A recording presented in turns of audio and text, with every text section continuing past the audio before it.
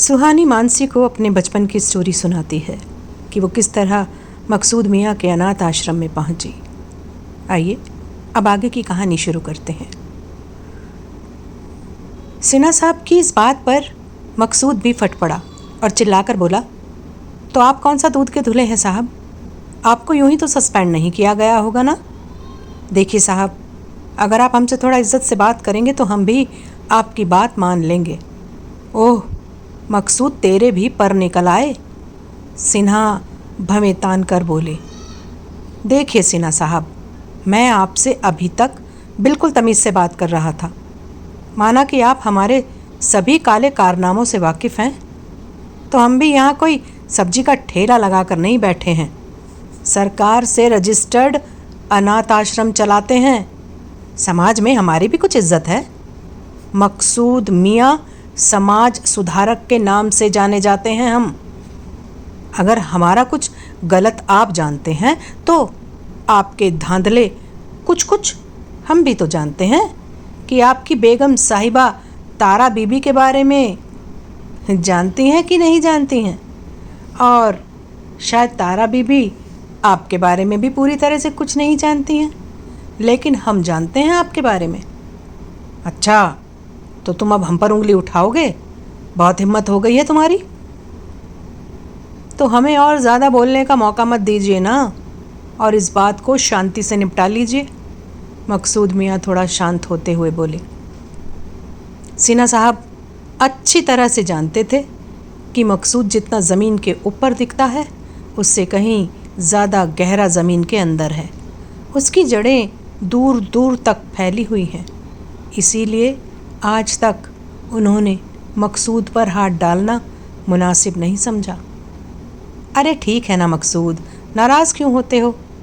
बीच का काम कर लेते हैं ना तुझे कोई परेशानी और ना मुझे कोई परेशानी हो। बच्चा मैं ले रहा हूँ, लेकिन उसे मेरा नाम नहीं मिलेगा।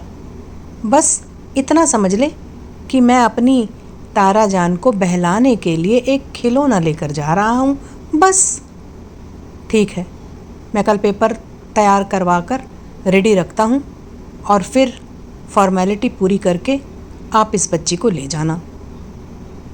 हाँ, एक बात और, सिन्हा साहब जाते जाते रुक कर बोले, इसको आज ही काम पर मत लगा देना भिखारनों के साथ। शुक्र मनाओ, इस बच्ची को एक अच्छा घर मिल रहा है। यह तो आप कह रहे हैं ना साहब कि अच्छा घर मिल रहा है, कहीं इसकी हालत भी तारा बीबी जैसी ना हो जाए, क्योंकि आपसे बेहतर कौन जान सकता है कि तारा बीबी आपकी सिर्फ रखैल हैं और कुछ नहीं। अब आगे इस बच्ची की किस्मत कि तारा की तरह दुर्गति का शिकार होगी या कुछ और है इसकी किस्मत में, यह तो ऊपर वाला मालिक ही बेहतर जानता है। अरे बस भी करो ये लानतें देना मकसूद, कल आता हूँ तारा को लेकर बच्ची को ले जाने के लिए। ये कहकर सिन्हा साहब तेज़ी से बाहर निकल गए। इमराना, आ जाओ, ले जाओ इसको और थोड़ा दूध पिला दो। मकसूद मियाँ ने सरसरी सी निगाह बच्चे के चेहरे पर डाली। कुछ नाम सोचा है इसका? हाँ मकसूद मियाँ, रात को जिस सुहाने मौसम में यह मिली थी, मैंने तो रात ही को इसका नाम सुहानी रख दिया था।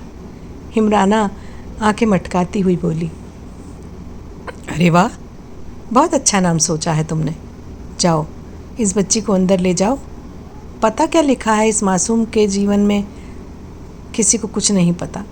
कितने दुख झेलने बाकी हैं अभी इसके जीवन में। बहुत गलत घर में जा रही है ये नन्हा सा मांस का लोथड़ा, और गिद्धों की बस्ती में देखते हैं कितने दिन जिंदा रह पाती है। बहुत देर तक बुदबुदाते रहे मकसूद मियाँ।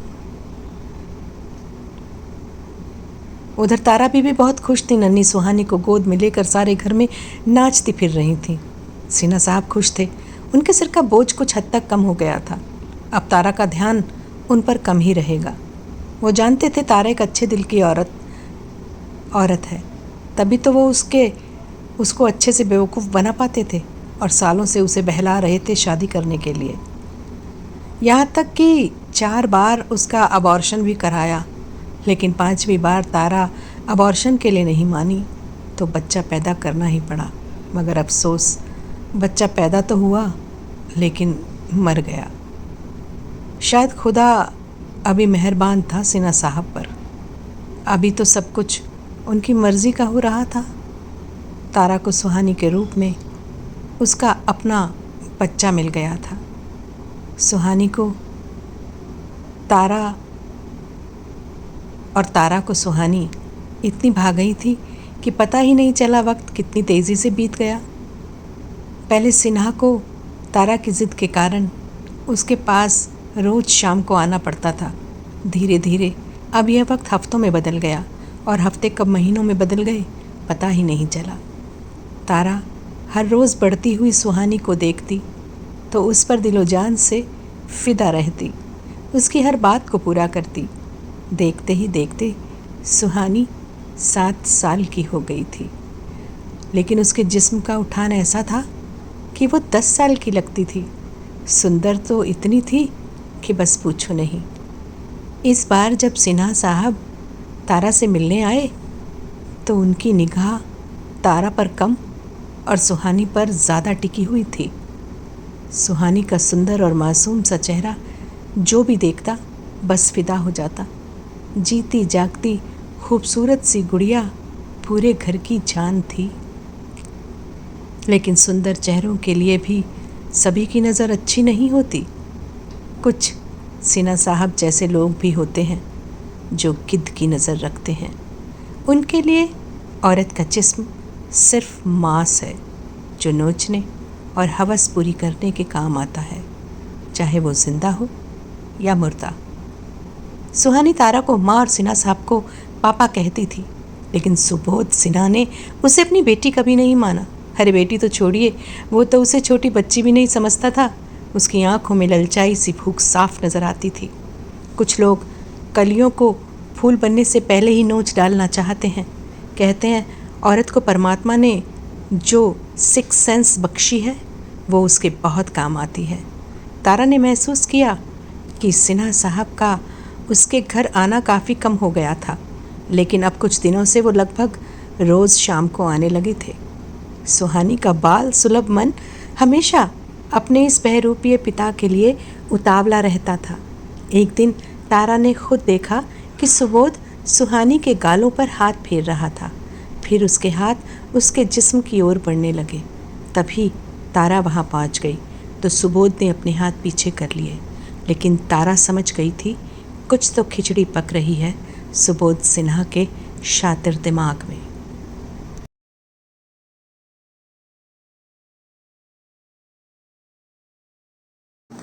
तारा ने सुबोध को देखा। ये क्या कर रहे हैं आप सुबोध? क्या हुआ तारा? सिन्हा साहब तारा के यूं अचानक आ जाने से बुरी तरह घबरा गए। उन्होंने सुहानी के गाल से ऐसे हाथ हटाया जैसे उन्होंने कोई बिजली का नंगा तार भूले से पकड़ लिया हो। आप सुहानी को इतनी बुरी तरह से क्यों छू रहे थे? अरे बाबा, उसके गाल पर कुछ कालिक लग गई थी, बस वही हटा रहा था। वैसे तुमने क्या समझा? इनोसेंट बनने का नाटक किया सिन्हा साहब ने। उसके चेहरे के ही नहीं, उसके जीवन के दाग हटाना भी फर्ज है आपका।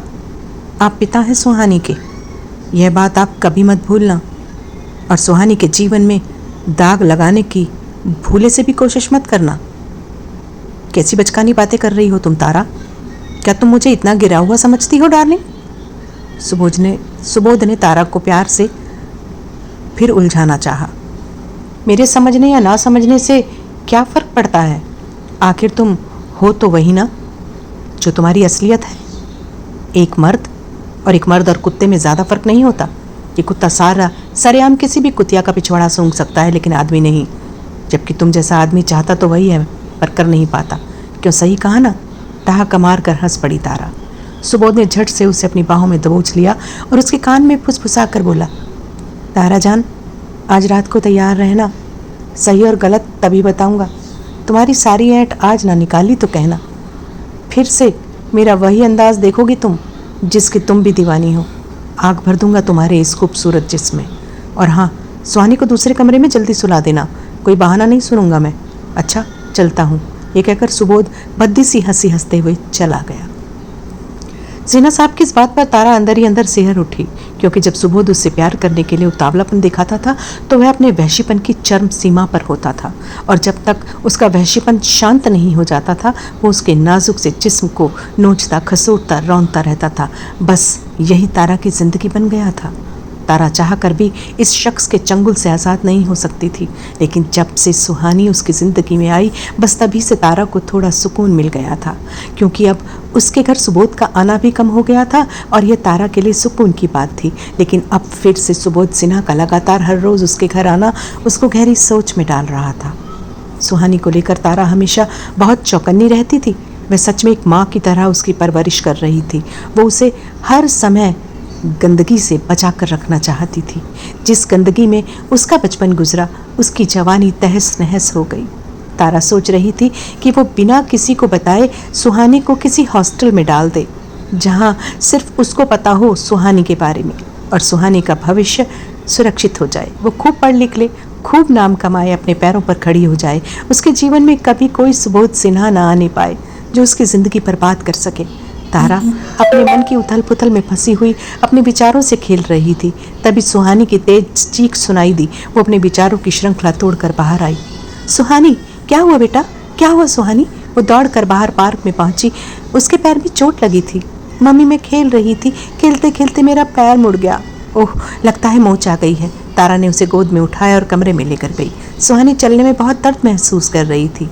मम्मी, बहुत दर्द हो रहा है। ओह मेरा बच्चा, कोई बात नहीं, ठीक हो जाएगा, मैंने दवा लगा दी है, अब तुम सो जाओ, सुबह तक बिल्कुल आराम हो जाएगा। पर मम्मी, मुझे दर्द के कारण नींद कैसे आएगी भला? आप मेरा टीवी चला दो और कार्टून लगा दो। ठीक है, मैं टीवी चला देती हूँ, पर अब तुम अपने कमरे के बाहर मत निकलना, ठीक है? सुहानी टीवी पर कार्टून देखकर खुश हो गई और अपना पैर का दर्द भूल गई। शाम ढलते ढलते तारा के दिल की धड़कन बढ़ रही थी। तभी गेट के बाहर सुबोध की कार आकर रुकी। कार से उतरते समय सुबोध थोड़ा सा लड़खड़ा रहा था। शायद आज वह बाहर से ही पीकर आया था। तारा ने मन ही मन सोचा, अच्छा है, एक दो पैक और पिलाकर इसको भी जल्दी सुला दूंगी।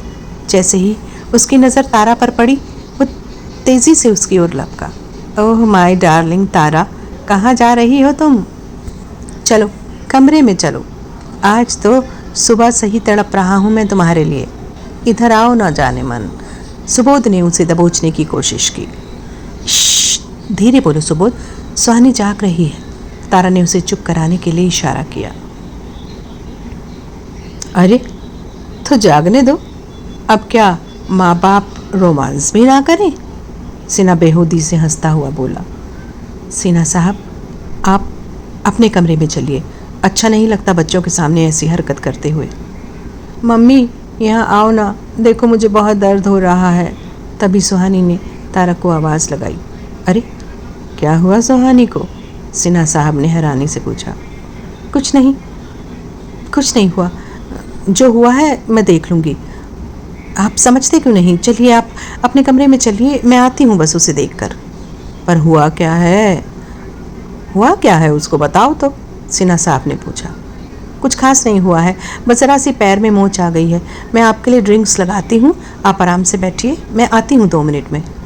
अरे मैं भी चलता हूँ ना, अपनी बेटी से मिल भी लूँगा, देखूँ तो कितनी चोट लगी है उसको। कोई ज़रूरत नहीं है आपको जाने की, आप यहीं बैठो बस। यार मैं उससे मिल भी नहीं सकता क्या? नहीं मिल सकते, यूँ शराब के नशे में तो बिल्कुल भी नहीं, समझे आप?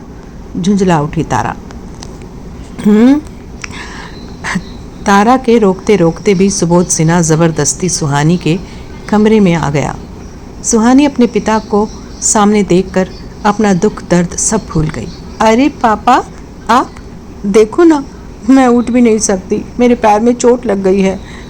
देखें, हाँ मेरे पैर में मोच आ गई है, मुझे बहुत दर्द है। सुहानी भोला सा मुँह बनाकर बोली।